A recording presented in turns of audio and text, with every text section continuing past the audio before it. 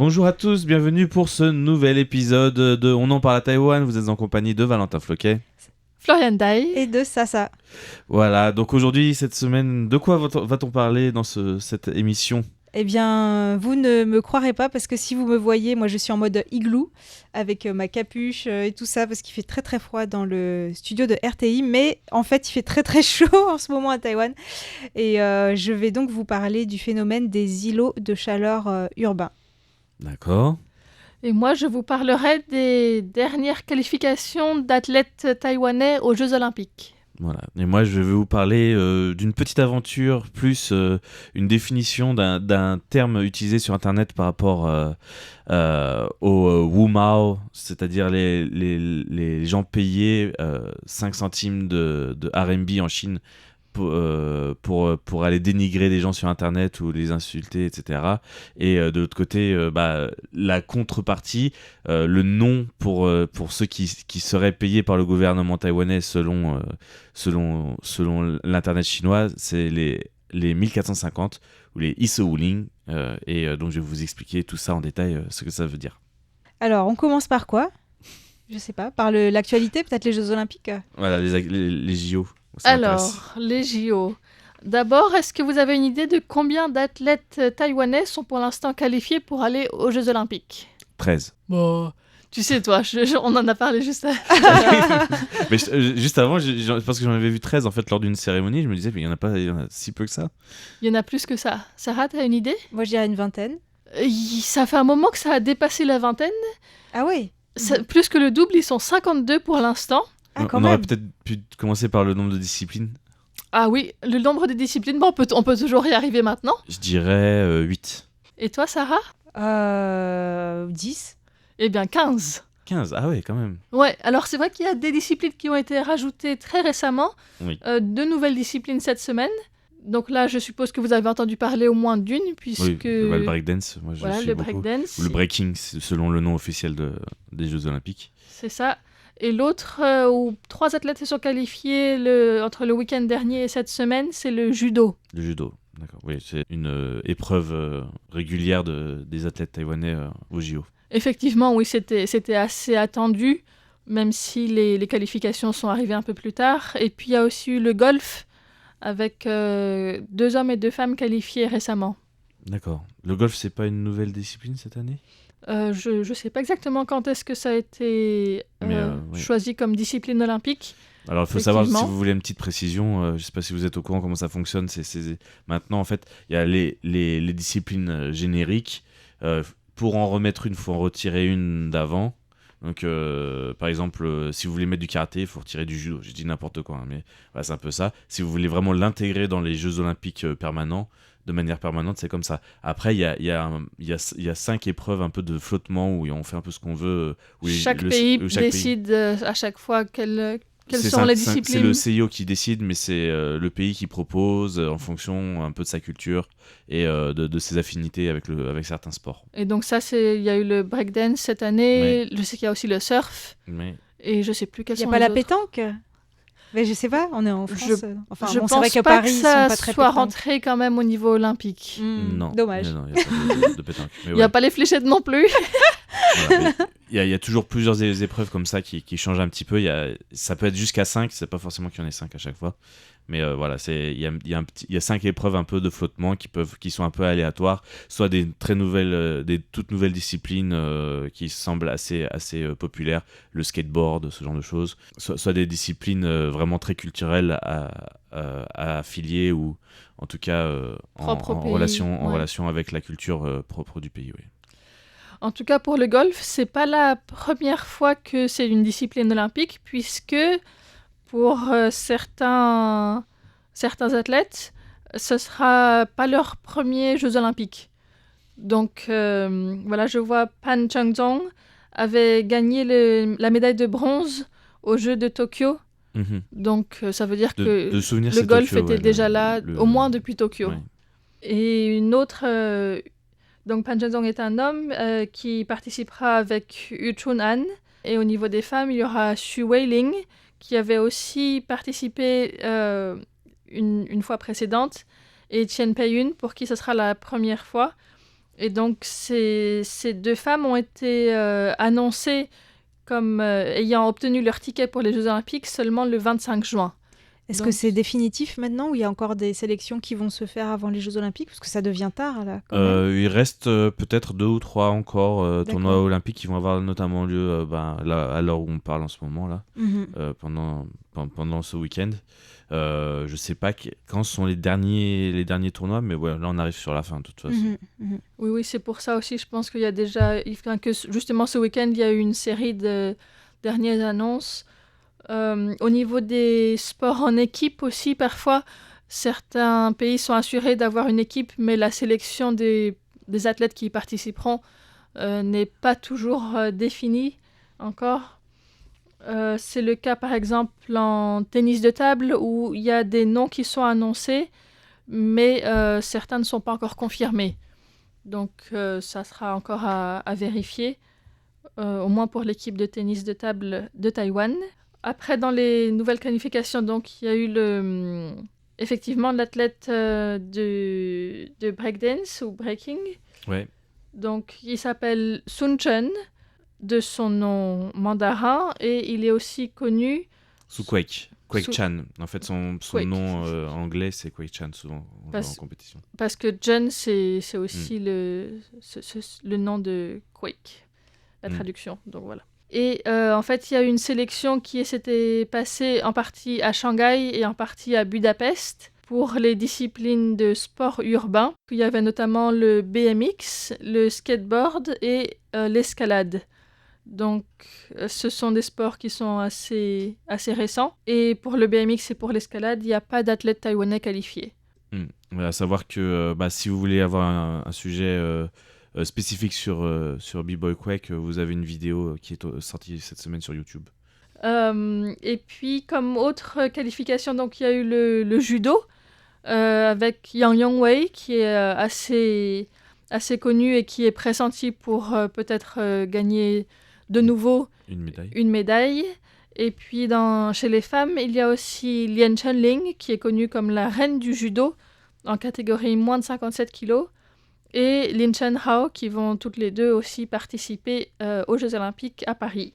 Jeux Olympiques qui auront lieu, on le rappelle, entre le 25 juillet et le 11 août. Donc, il y aura, pour faire un petit bilan en tout cas des personnes qui sont qualifiées pour l'instant, dans les 15 sports, il y a donc 2 personnes en athlétisme, 4 en badminton, 6 en boxe, notamment 4 femmes. Je ne savais pas que Taïwan était aussi fort en boxe. Il n'y avait pas une championne olympique déjà à Tokyo ? Je pense que si. Si, de souvenir. Il me semble que justement la boxe était une catégorie forte pour les Taïwanaises. Et puis aussi l'haltérophilie. Bien sûr. Avec Kuo Xingchun qui est aussi une espoir de médaille. Et il y a aussi 3 personnes en canoë-kayak. Ah, canoë-kayak, ça je ne savais pas par contre. Ouais. 2 en slalom, un homme et une femme. Et puis une femme aussi en 1000 mètres sprint. Ah oui, d'accord. Un homme au fleuret en escrime aussi. C'est pas un franco-taïwanais d'ailleurs ? Je crois. Oui, j'en avais entendu parler. J'ai cru voir quelque chose passer. Je ne confirme pas parce que c'est vraiment quelque chose que j'ai pas vu passer. C'est vrai que j'ai vu passer un article là-dessus dans l'agence taïwanaise de presse, mais je sais plus si c'était parce qu'il était qualifié ou si c'est juste parce qu'il est franco-taïwanais et qu'il fait l'escrime à un haut niveau. Il y avait un truc avec qui en tout cas a été pressenti pour être qualifié ou un truc comme ça au moment où j'ai vu la news. Ouais, c'est bien possible. À suivre en tout cas. Donc le golf, on en a parlé. Gymnastique artistique, Tang Jiahong à la barre fixe qui est aussi pressenti peut-être pour gagner une médaille. Et Ting Hua Tian à la poutre. Mais première fille à être sélectionnée depuis 50 ans, je crois, en gymnastique. C'est vrai que la gymnastique n'est pas le point fort à Taïwan. Chez les filles. Ouais. Haltérophilie, judo, on en a parlé. Natation... Il y a Wang Guanhong, donc qui était le premier à être qualifié pour les Jeux Olympiques, et toujours le seul en natation jusqu'à présent. Une femme en taekwondo. Plusieurs personnes en tennis de table, avec certains qui sont en simple, d'autres par équipe. Donc il y a en tout 6 hommes et 6 femmes dont certains qui participeront dans différentes catégories, puisqu'il y a à la fois simple homme, simple femme, équipe femme et mixte. Donc Taïwan est qualifié dans toutes les catégories. Mhm. En tir, il y a aussi beaucoup de monde. Tir aux différentes catégories de tir, au pistolet, tir au pigeon, skeet aussi. Oui. Et, et puis récemment, une autre femme, une athlète, a été qualifiée en pistolet à air comprimé 10 mètres. Il y a quelques jours aussi, ça vient de sortir. Donc ça fait une personne de plus. Et puis en tir à l'arc, il y a aussi 6 athlètes de 3 hommes et 3 femmes qui sont qualifiés. Donc ce sont aussi le tir et le tir à l'arc, des disciplines dans lesquelles des médailles sont potentiellement attendues, même si la compétition sera probablement rude aussi avec les Coréennes et les Chinoises et d'autres. Mhm. Un truc par contre qui m'étonne, c'est qu'il n'y ait qu'une personne qualifiée en taekwondo. D'habitude, c'est plus que ça à Taïwan. Hein. C'est possible que ce soit encore à venir. Ouais, c'est possible qu'il y ait encore un tournoi le week-end à venir. C'est récent aussi, il me semble, cette annonce, donc à suivre effectivement. À suivre, parce que là, dans la liste, c'est vraiment ce qui me surprend le plus, parce qu'en général, c'est une équipe de 10 personnes qui va en compétition. En général, pour les Taïwanais, c'est quand même une des meilleures équipes au monde dans cette discipline. Donc voilà. Donc on verra. Peut-être aussi que l'équipe n'est pas excellente, qu'on est dans un renouveau de génération, de choses comme ça. Voilà. J'ai pas suivi les détails, mais effectivement, ce sera à confirmer quand il y aura la liste définitive. C'était mon petit commentaire. Et puis, je voulais vous demander aussi, est-ce que vous savez si Taïwan a des personnes qui seront présentes aux Jeux paralympiques ? Ah, ça, j'ai pas suivi du tout. Je pense que oui. Oui, je pense que oui. Oui, effectivement. Et alors, jackpot, ça sera combien ils seront pour l'instant de qualifiés ? Oh, je pense une dizaine. 10 pour 10 l'instant. Alors jackpot alors. C'était combien Double jackpot pour ça. Une personne au tir à l'arc, 4 en badminton, 4 en tennis de table et une au taekwondo pour l'instant. Donc ça sera aussi à confirmer, à remplir ou à compléter s'il y a encore d'autres personnes qui sont qualifiées. Mais suivre au prochain épisode. Voilà l'état des lieux des qualifications olympiques de l'équipe de Taïwan, c'est-à-dire l'équipe Taipei chinois. Oui, exactement. Voilà. Ça, on passe... Oui. Alors, j'ai toujours aussi froid, mais je vais vous parler quand même du phénomène des îlots de chaleur, parce qu'il y a une petite actualité cette semaine. En fait, c'est le professeur Lin Zeping de l'université Chunggong qui est à la tête d'un laboratoire qui s'intéresse aux bâtiments et au climat, qui a parlé justement de ces effets d'îlots de chaleur urbains. Et notamment dans la région de Taipei et de Nouveau-Taipei. Il pense que dans cette région du nord de Taïwan, ça pourrait s'accentuer dans ces prochaines années. Alors bien sûr, on trouve aussi des îlots de chaleur dans d'autres villes taïwanaises, c'est sûr. Mais là, l'étude se concentrait sur la capitale. Et c'est vrai qu'en ce moment, dans le sud de Taïwan, il fait vraiment très très chaud.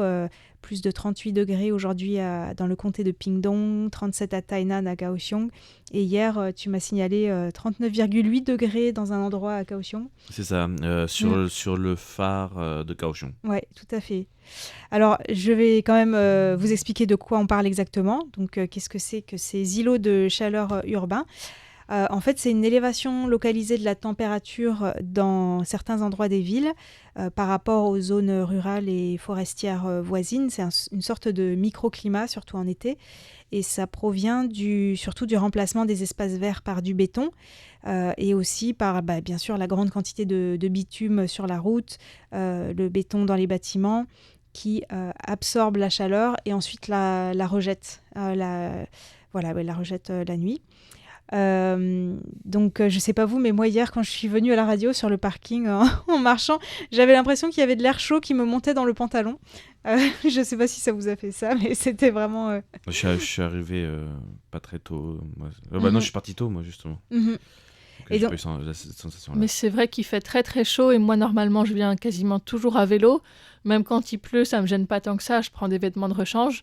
Mais là, il y a 2 jours où il a fait tellement chaud cette semaine que je suis venue en bus parce que je me suis dit je vais attraper une insolation ou quelque chose, Mhm. même en étant protégée du soleil, c'est pas suffisant quoi. Il fait vraiment trop chaud pour venir Mhm. en vélo. Et puis après, à la radio où il y a la clim qui est assez forte, trop forte à mon goût.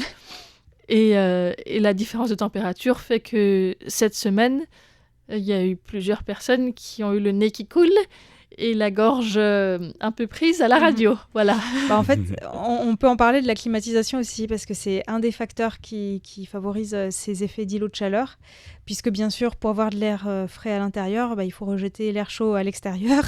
Donc, que ce soit dans les voitures ou dans les bâtiments, plus il y a de climatisation, plus il y a des îlots de chaleur à l'extérieur. Et donc, pour revenir à nos moutons, donc le professeur Lin Zeping, donc, il a fait remarquer qu'il y avait un risque de formation d'une zone de plus en plus chaude qui comprend Taipei, Nouveau Taipei, donc autour de Taipei, et Taoyuan. Donc, c'est une zone qui était autrefois plutôt risicole et qui devient de plus en plus urbanisée. Et donc, on voit un espèce de corridor qui commence à se former, qui va en fait de Jilong à Taoyuan, en passant évidemment par Taipei, mais aussi Siju. Et ça fait un petit peu comme à Tokyo. Ça devient de plus en plus difficile de dissiper cette chaleur. En fait, une fois que tous ces îlots de chaleur se rejoignent. Parce que la nuit, les bâtiments restituent la chaleur que le béton a accumulée le jour. Et ça peut du coup créer un cercle vicieux, voire même en fait rendre un peu plus chaud les espaces ruraux autour. Et donc, quel est, selon vous, le quartier le plus chaud à Taipei, À Taipei. ou l'arrondissement? Il me semble que c'est du côté de Wanhua, Ouais, parce que jackpot c'est aussi. vraiment la cuvette. Tout à fait. C'est le centre historique aussi qui est proche du fleuve. Tout à fait. Et le deuxième, c'est le quartier de Shelin, parce qu'il est très très densément peuplé. Et l'endroit le plus frais à Taipei, dans le centre-ville, c'est... Eh ben, on va tabler sur Grand Espace Vert, c'est-à-dire le parc de Da'an. Ouais, double jackpot. Non mais franchement, aujourd'hui, c'est... Voilà. J'avais lu l'article il y a quelques jours, donc il m'en reste des petits souvenirs. Mais voilà, je reconnais, j'ai triché. Par exemple, le 22 juin, il a fait plus de 37 degrés à Wanhua et à Shelin, et 35 degrés seulement, avec des guillemets, dans le parc de Da'an. Mais il faut dire quand même qu'à Taipei, on a la chance de pouvoir sortir en forêt, où il fait plus frais aussi. Et en montagne aussi. Voilà, c'est assez proche quand même de Taipei. Mais le fait que Taipei soit entouré de forêts et de montagnes, ça peut aussi engendrer de violents orages, parce que les îlots de chaleur urbains, ça crée davantage d'air chaud sur la ville. Et quand cet air chaud entre en collision avec l'air frais qui est sur les montagnes, et ben, ça crée de forts orages, en fait. Et ça, en fait, on l'a vu presque tous les jours ces derniers temps. Tous les après-midi, un énorme orage. Oui, avec une pluie diluvienne et puis des orages assez violents, mais très localisés. Donc, effectivement, c'est la saison des orages et de l'après-midi. Ouais.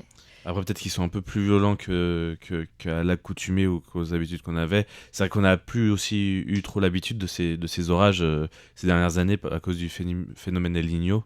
Et là, maintenant, on repasse au phénomène El Niña, si je ne me trompe pas. La Niña. La Niña, et... oui, La Niña. Et donc, en fait, là, on reprend un petit peu l'effet saisonnier des pluies quotidiennes d'après-midi qui durent 3 à 4 heures. Mm-hmm. Alors, pour conclure, comment lutter contre les îlots urbains de chaleur? En fait, la manière la plus simple et la plus efficace, c'est de revégétaliser les villes. Pas seulement sur les toits, mais vraiment surtout créer des espaces avec de la terre au sol et de ne pas tout recouvrir de béton. Donc, le plus d'arbres possible. D'ailleurs, ça me fait penser, c'est un peu marrant, à Taïwan, souvent les gens qui conduisent des scooters s'arrêtent un peu loin du feu rouge, mais sous un arbre pour rester à l'ombre. En vélo, je fais la même chose. Hein. Je fais pareil aussi. C'est évident que c'est beaucoup plus confortable d'être sous un arbre à l'abri que sous le soleil quand il fait aussi chaud. Mais j'ai cru comprendre que ça se faisait pas trop en France. Parce que j'ai fait ça une fois en été et ma mère m'a dit mais qu'est-ce que tu fais? J'ai dit bah je me mets à l'ombre. Elle me dit non mais c'est pas possible. Après, enfin, moi je le fais quand je suis avec les filles, seul je le fais pas trop. Mhm. Je sais qu'il y avait eu aussi des demandes de mesures ou des prises des policiers qui avaient été un petit peu arrangés à une période pour un peu empêcher ça, parce que ça fait quand même des bouchons au bout d'un moment. Mhm, mhm. Pendant les heures d'affluence, si tout le monde essaie de se mettre sous les arbres, Il faut mettre plus d'arbres en fait. voilà. faut en mettre au feu rouge, quoi. Voilà. Voilà. Et donc on va passer au dernier sujet qui Bah est oui, un sujet des Woomans. On a hâte de savoir de quoi tu parles. 1400 combien? Les 1450, 1450. les Iwuseling. Donc en gros, le Iwuseling ou le Iwuseling Internet Army, l'armée internet des 1450, est un terme désignant les internautes qui auraient été embauchés par le parti le DPP, le Parti des démocrates progressistes de Taïwan, pour influencer l'opinion publique. En 2019, le Conseil de l'agriculture taïwanais, c'était encore le Conseil, c'était pas encore le ministère, a budgétisé 14,5 millions de dollars taïwanais pour des campagnes de relations publiques et l'embauche de gestionnaires de médias sociaux. Et donc c'est là, en fait, gestionnaire de médias sociaux, on ne sait pas trop qui c'est. Voilà, c'est de là qu'est partie un peu la rumeur. Surtout, ce budget a été surtout utilisé pour faire des campagnes de chasse à la désinformation. Comme la désinformation n'était pas clairement définie, certains internautes se sont demandé si cela incluait toute couverture négative au final des communiqués du conseil, de la commission ministérielle de l'agriculture, ce qui a conduit ensuite à dire que c'était des 1450, parce que c'est en mandarin 14,5 millions, ça se décompose en 1450, 10 000. Ah oui, d'accord. Et après que le Conseil a averti les journalistes de ne pas utiliser des titres tels que le Conseil de l'agriculture finance une armée de l'Internet, le terme a gagné de la popularité, en fait. Quand ils ont demandé d'arrêter d'utiliser ce terme aux journalistes, c'est là où ça a vraiment fait la traînée de poudre et que tout le monde a utilisé ce terme-là. Donc voilà pour la mise en contexte. Officiellement, donc, quelle a été la réponse de la commission ministérielle de l'agriculture? C'était notamment Chen Sijong à l'époque, le président de la commission, qui a déclaré que Taïwan est le pays avec le plus de fausses nouvelles au monde. Je ne sais pas sur quelle statistique il s'est basé pour ça. Et cela affecte gravement les intérêts de l'agriculture. Donc il est nécessaire de clarifier toutes les informations et d'insister sur le fait que tous les appels d'offres sont légalement ouverts. Voilà, donc voilà, et c'était soi-disant la fonctionnalité de ce budget et des personnes qui étaient embauchées à travers ce budget. 14 millions, ça fait du 1 million, ouais, ça fait une équipe de 20 personnes, quoi, on va dire, plus ou moins, ça va vite quand même. Voilà. Après, ça a été récupéré bien sûr très rapidement par le Kuomintang, par le parti nationaliste taïwanais, ouais. Chinois officiellement. Bon, voilà. Mais à Taïwan. À Taïwan. C'était Chen Yimin à l'époque qui a souligné l'existence d'une armée du net des 1450 et que ça a été repris après par un autre député qui s'appelle Zheng Mingzhong, qui a critiqué Chen Sijong, donc le président de la commission, pour son implication dans la politique et pour nuire aux intérêts des agriculteurs. En mai 2019, Chen Yimin a souligné que le budget de la commission pour le recrutement de personnel avait été porté à 19 millions, donc ça avait été encore augmenté, et que la commission avait posé des questions sur l'indépendance du Tibet et l'égalité des droits au mariage, qui n'était pas du tout en lien avec l'agriculture. Bizarre quand même. Ah oui, c'était des questions posées aux candidats. Donc voilà, pour savoir leur position, etc. Ce qui est un peu bizarre pour un questionnaire sur des gens qui font du fact-checking. Mais bon. Il a également indiqué que l'emplacement de l'entreprise ayant remporté l'appel d'offres était le même que celui de la société Yabo Trading Company, qui est dirigée par un mania taïwanais et qui est directeur des affaires sociales du DPP. Donc il y avait un peu trop de collusion, selon le KMT. Un conflit d'intérêts possible. Voilà. Dans ce genre de choses, et donc ça a terminé ensuite. La dernière accusation qui a été faite, c'était en décembre 2021, où le président du Kuomintang, hein, Eric Chu, a affirmé que le DTP comptait sur l'armée du net des 1450 pour prendre le pouvoir et gouverner le pays, et qu'à la fin, cette armée détruirait Taïwan. Et Du quand coup, même, ça, elle est c'est très il y a- loin. ça, c'est il y a quelques années, c'est ça? Voilà, Et on n'a pas trop réutilisé ces termes-là. Alors pourquoi moi j'en parle aujourd'hui? C'est parce que moi je me suis fait insulter sur Twitter cette semaine Ah oui? de 1450 Ah parce oui? que j'ai dit qu'une personne utilisait les techniques de Woomar. Parce qu'il avait il avait pris des extraits d'un discours de Jimmy Carter qui disait que les États-Unis reconnaissaient Taïwan comme une partie de la Chine. Et que seul le Parti communiste était représentant de la Chine. Alors que c'était pas du tout comme ça dans le discours complet. Mhm. Et donc, bah voilà, j'ai dit, voilà. Donc j'ai repris ce tweet-là en disant que c'était une technique de Wooma de faire ça. Et ça n'a pas plu à la personne. Voilà. Et qui m'a dit, eh ben, si moi je suis un Wooma, toi t'es un 1450. C'est de là où j'ai appris donc ce terme. Voilà. Pour terminer, on va prendre après comme la position du parti démocrate progressiste.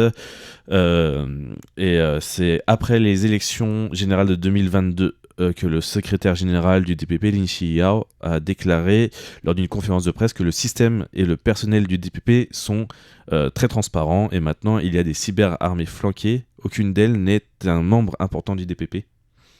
Et c'est aux autres de juger si elles ont supplanté le DPP ou pas. Un truc un peu sombre quand même, pas si transparent que ça Mhm. dans les faits. Et bien sûr, ça a été récupéré après par la Chine. Et notamment, je vais prendre juste un article, je vais pas tout vous faire parce qu'il y en a des milliers, hein, quand même, des exemples avec des célébrités, etc. Plein de choses de l'internet. On va prendre quand même un article du Monde qui a été visé par l'ambassadeur de Chine en France lors des inondations. Alors attendez, je reprends. Voilà, c'était lors des fortes pluies de Tianjin et Xiong'an qui ont touché Pékin, Xiong'an et Tianjin en 2023. Ça avait conduit à des manifestations des résidents qui étaient mécontents par rapport à la gestion des autorités et qui a été dispersée ensuite par la police. Les habitants de Baoding ont interrogé le gouvernement sur les réseaux sociaux, se demandant si le peuple, entre guillemets, ne désignait pas les secrétaires de partis et des cadres et que le reste c'était inexistant. Donc ça a été rapporté par un article de Simon Leplâtre du Monde, qui est correspondant du Monde à Pékin depuis un moment maintenant, et l'ambassade de Chine en France a informé de l'incident et a quand même affirmé que le journaliste était un 1450. Voilà donc pour cette petite anecdote sur l'armée du net. Les armées Moi du net, maintenant on sait ce que c'est, quoi. Voilà, et donc vous saurez ce que c'est si on vous traite de 1450 un jour. On ne sait jamais ce qui peut arriver, hein. En étant journaliste, c'est pas complètement impossible, même si pour l'instant ça m'est pas encore arrivé. Ah bah après tu es pas trop sur les réseaux sociaux, je crois. Non, plutôt peu. Voilà. En tout cas, merci à vous d'avoir participé. C'était bien, assez varié cette semaine.